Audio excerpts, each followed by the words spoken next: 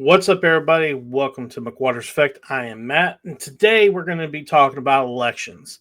And I saw this video from Harriet Hagman, who is the congresswoman from Wyoming, and she did an interview on this podcast about the 2020 election. She also talked about other things in this interview, and one thing that I noticed was this clip here, where I'm going to show you, and it has to do with a dissent decree against the Republicans from the 1980s all the way to 2018, and how it prevented Republicans from having poll watchers. So let's go ahead and take a look at this clip. Something else people don't know is that started in the mid-1980s, there was a federal district court judge in New Jersey, who entered a consent decree that Republicans could not be poll watchers. So from mid-80s until 2020, Republicans were not allowed to be poll watchers on these national elections. And what happened was that judge eventually died, and the Democrats, the DNC, they had to go get that injunction renewed every 5 or 8 years, something along those lines. And when that judge died, he was replaced by an Obama judge. And they went back to that judge and they said, we want this consent decree in place, making it so Republicans cannot be poll watchers and cannot be a part of this process. And he said, what in the heck are you talking about? This is absolutely so unconstitutional. And he refused to renew that consent decree. I am shocked the Obama judge actually refused to do that. I'm shocked, because you would think the Obama judge would say anything that hurts Republicans, I'll go ahead and do. But it looks like he's not an ideologue. He goes by law, and he did the right thing. He refused to renew that injunction. So 2020 was one of the first years that we had professional Republican poll watchers in these elections to see what was going on in Atlanta, in Detroit, in Milwaukee, in Philadelphia. It was the first time we were able to really see what was going on in these polling places. And what that tells me is that probably a lot of these shenanigans had been going on for a long, long time, but there were no Republicans there to report on it. I want to give you a little bit more context about what's going on with this judge and his decision, why he made the decision. And I decided to go to Chat GTP and ask the question about poll watchers and Republicans. And this is the information I got. Let me go ahead and bring it up. Okay, I asked the question, was there ever a time Republicans could not be poll watchers? Short answer, yes. For nearly 35 years, from 1982 to 2018, the Republican National Committee, or the RNC, was under a federal consent decree that severely limited or outright banned its ability to conduct ballot security or poll watching operations in many cases.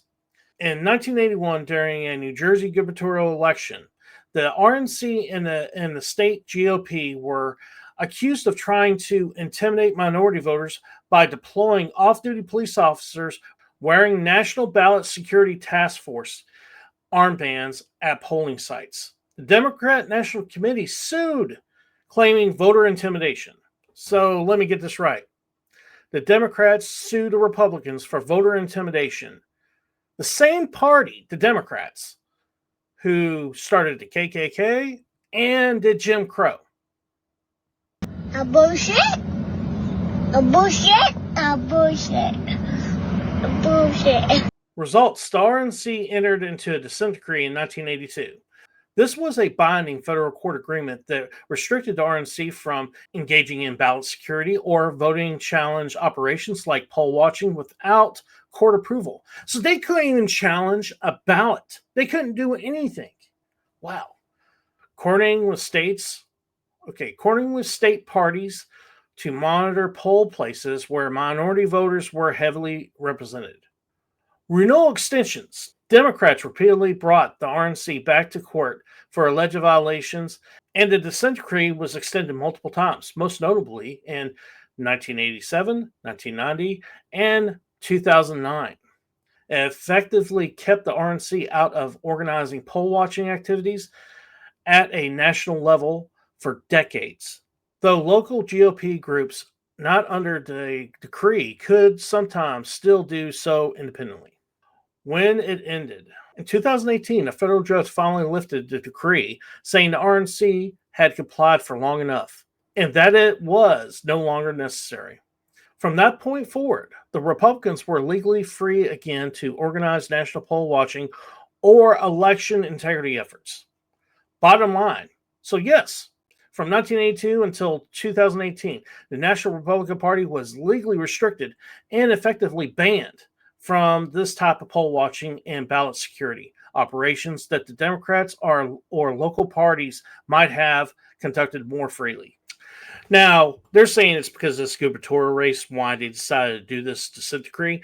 I think it more has to do with what happened in 1980 when Ronald Reagan gave him a really bad beating in that presidential election, where he won 489 electoral votes. Jimmy Carter won 49, and he also beat Jimmy Carter by about 8 million votes. And I think they got a little butthurt, and they decided to find a reason to get some kind of dissent decree against the Republicans in some way to try to hurt them politically and also make it where it'll be hard for them to catch any shenanigans that might be going on. Well, the thing is,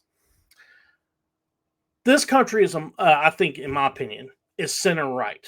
Not center left. It's not left wing. It is center right. It might be even right wing. And a perfect example of how that was true, definitely in 1984, when it comes to Reagan, he won by a bigger margin than he did in 1980. With the dissent decree in effect, he won 525 electoral votes. He only lost 2 states, well, actually 1 state and D.C., and he won the popular vote by almost 17 million votes. So let's just say it didn't work out for the Democrats in that election. It didn't work out for him in the next election when it comes to against George Bush. He won 426 electoral college votes. He won the popular vote by almost 8 million. So, guys, this thing didn't really hurt us all that bad. But the thing is, what it did was give them ability to start actually doing a lot of shenanigans in the beginning of it, in my opinion, and putting the building blocks for later on. But also, if you look at further elections, like if you look at the elections in that time period from 1982 to 2018, Republicans won 5, Democrats won 4. But what's interesting is the ones the Democrats won, like the Bill Clinton in 92 and 96. If you look at those elections, he didn't win the plurality of the vote. And what that means is he didn't win 50% or more. He only won in the first election when it comes to 92. He won only 45% of the vote. And then you have him in 96 only win about 47 or 48% of the vote. Okay, now if something would have happened differently, let's say Ross Perot wouldn't have been in that election, more than likely, George Bush would have won in 92. Not only that, in 96, you wouldn't have had a Bob Dole and Bill Clinton. You would have had some 2 other people, in my opinion. So that would have been differently. Not only that, if you look at what happened when it comes to Obama, in my opinion, Obama's a fake. You know, Obama did this hope and change crap, and people bought into it. They bought into it hard, and they voted for him en masse. Like in the 2008 election, he won by almost 10 million votes. Okay? That is a landslide when it comes to popular vote, but the thing is, Electoral College, he only won 379 Electoral College votes. That's not a landslide on Electoral College voting. Electoral College voting, when it's landslide, when it's over 400 electoral votes. He didn't get that. So that's a big difference between him and, let's say, Reagan or Bush, where they won big in those elections. But my point is, if it wasn't for them bullshitting people about his election, about how he's gonna change things, because he didn't really change anything. He just stayed on the same course that Bush was on. But the thing is, one thing he did that was differently, in my opinion, was he set up a lot of the stuff you're seeing nowadays when it comes to elections. Perfect example is going after political enemies. He went after Dinesh D'Souza. He went after also Donald Trump several times before Donald Trump started running. And then when he started running in 2015, 2016, that's when Russiagate came in with the Russiagate hoax. So What we see now began then. Now, I got another clip I want to show you guys when it comes to the 2020 election, because I think a lot of this started when it comes to the uh, laws that were put in and so on and so forth way before 2020. I think it started more like in 2012 and kept on going, and they kept on adding stuff in order to make sure whoever the Republican nominee was couldn't win in 2016 and 2020. Now, 2016, Trump beat the cheat. Completely agree with that. But in 2020, he got overwhelmed because of the stuff that she's going to be talking about in this video here. Let's go and take a look at it. Now, it's I want to ask about if you've changed position on what happened in the 2020 election. Oh, I think it was rigged. You think it was rigged? Yeah, I know more now than I did then. All you have to do is in February of 2021, there was a Time magazine article that was published, and it was about Mark Zuckerberg investing $500 million in a Get Out the Democrat Vote campaign. And they focused on the swing states, Wisconsin, Minnesota, Michigan, Pennsylvania, Georgia, Arizona, and they focused, and what they did is they basically did what I would refer to as agency capture, and they went in and they captured the county clerks and the secretaries of states in these states, and they basically said, we have a Get Out the Vote campaign program, and if you will implement it exactly the way that we say that you must implement it, we will give you massive amounts of money to run your elections. Mm-hmm. But if you do not run it the way that we say, then we can claw all that money back. Well, think about it. If you're a small county in Wisconsin and you get $300,000 from Mark Zuckerberg's foundation to make sure that there are drop boxes in your Democrat heavy areas, that there are that you've got an RV going around and hauling people into the polling places to vote. When you do that, if you do not carry out, you take that money, you sign that contract, and you do not do exactly what that foundation said, you were going to have to use public money to pay it back. You most likely would have ended up in prison. I mean, that's... Yeah, we call this sucker bucks. And she's right, man. What they did there, in my opinion, was completely illegal. And the thing is, if you look at a lot of these states they did it in, most of them were swing states. Most of those states don't have ballot harvesting.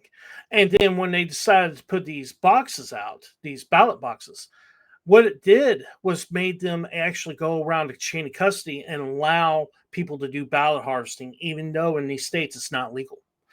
That is what actually, in my opinion, is the biggest thing that really affected the election. Mail-in balloting, these Zuckerbucks in these swing states. There was other stuff too, such as dead people voting. But dead people voting, the reason they're allowed to vote in that way in these states is because of absentee voting, because they're not going to the ballot box and saying there's someone there who they're not. Not only that, they're not going there to vote multiple times or in multiple counties or multiple states. None of that stuff was happening like this on this level until they went to mail-in voting. Just one example of the way that the election was rigged. The Mark Zuckerberg money was huge. $500 million concentrated in Democrat counties for the purpose of getting out the Democrat vote. How do you know it was to get the Democrat vote out? Because how does it exactly what are the mechanics of that, of how it functioned? You just have to read the article. Okay. And what the article does is it lays it out, and the title is something along the lines of how a secret group of people were able to save the 2020 election, meaning how were they able to get Joe Biden elected. Right. There was that issue. There were the issues associated with the drop boxes. There were the issues associated with what was going on in the polling places. She's 100% correct. If you look at where they put most of those drop boxes at and ballot boxes to bring it to gather up votes, it's mostly in Democrat areas. They don't put them in a large population of Republican areas. And there's a reason for that. It's because they're trying to limit the amount of votes that come in from the Republicans and Republican districts.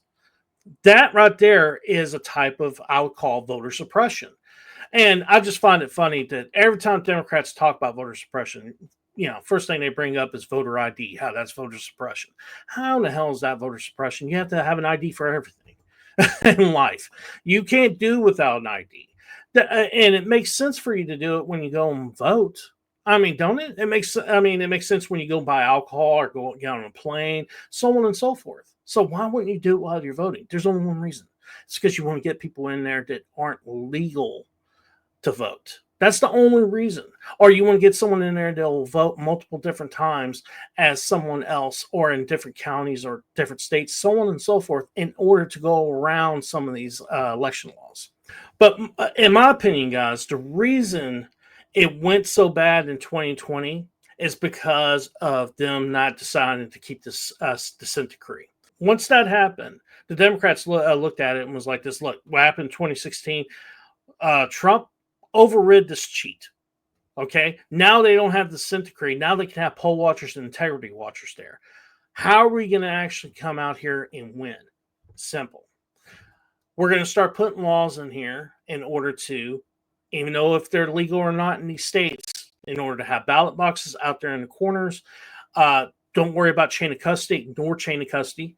Try to also get money from entrepreneurs such as Mark Zuckerberg and others to fund these elections, and so they'll benefit the Democrat Party, and make sure that we keep the Republican poll watchers out. And they were trying to find an ability to do that, and then you know what happened? COVID.